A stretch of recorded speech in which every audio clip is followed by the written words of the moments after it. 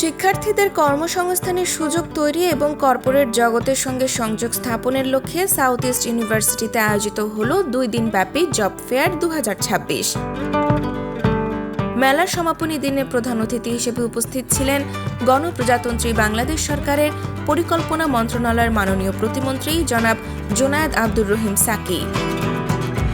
নতুন পরিকল্পনা নেওয়া হবে, তার মধ্যে কিভাবে একটা ইন্টিগ্রেটেড পরিকল্পনা তৈরি, একটা বিশেষ লক্ষ্য অর্জনের জন্য কিভাবে আমরা একটা প্রোগ্রামের আন্ডারে ক্লাস্টার অফ প্রজেক্টস তৈরি করতে পারি এবং সেটা ইন্টিগ্রেটেড হবে একটা ন্যাশনাল পলিসির সাথে, সেই জায়গাগুলো তৈরি করা।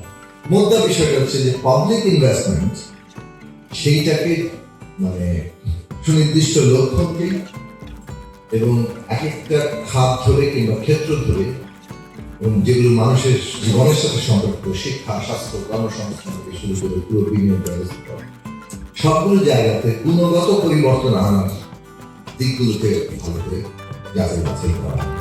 জব ফেয়ারের সমাপনী পর্ব শুরু হয় বিশ্ববিদ্যালয়ের উপাচার্য অধ্যাপক ডক্টর এম মোফাজ্জল হোসেনের সূচনা বক্তব্যের মধ্য দিয়ে।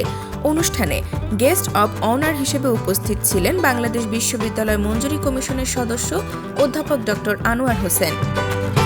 আমার এই দুটো প্রজেক্টের প্রত্যাশা হচ্ছে, যেটা জাতিসংঘের আমরা বলি UN principle, leave no one behind, অর্থনীতি কেউ পিছিয়ে থাকবে না, এবং তারই অংশ হিসেবে যেটাকে আমরা ইনক্লুসিভ ডেভেলপমেন্ট অ্যান্ড এমপ্লয়াবিলিটি বলি, সেটা আসলে এই প্রজেক্ট দুইটার ভিতরে আমরা প্রত্যাশিত ফলাফল পাবো।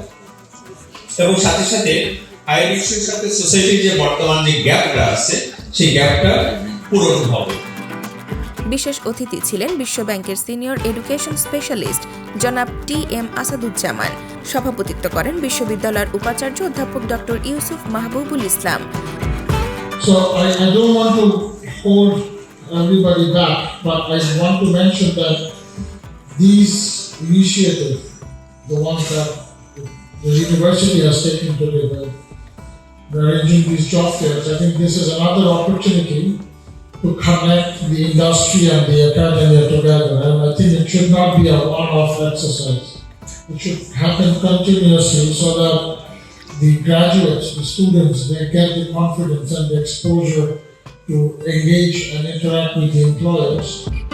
2 দিনব্যাপী এ জব ফেয়ারে ব্যাংক, টেলিকম, তথ্য প্রযুক্তি, ওষুধ প্রস্তুতকারী প্রতিষ্ঠান, হাসপাতাল, হোটেল, ইলেকট্রনিক্স ও রিয়েল এস্টেট সহ বিভিন্ন খাতের 55টি দেশি বিদেশি প্রতিষ্ঠান অংশ নেয়। প্রতিষ্ঠানগুলো শিক্ষার্থীদের সিভি সংগ্রহ, ইন্টারভিউ গ্রহণ এবং চাকরির সুযোগ প্রদান করে। এছাড়াও আয়োজন করা হয় 2টি সেমিনার ও বিশেষায়িত সেশন। বিশ্ববিদ্যালয় কর্তৃপক্ষ আশা প্রকাশ করে জানায়, এই আয়োজন চাকরি প্রত্যাশী শিক্ষার্থীদের সঙ্গে কর্পোরেট প্রতিষ্ঠানের সংযোগ স্থাপনে কার্যকর ভূমিকা রাখবে।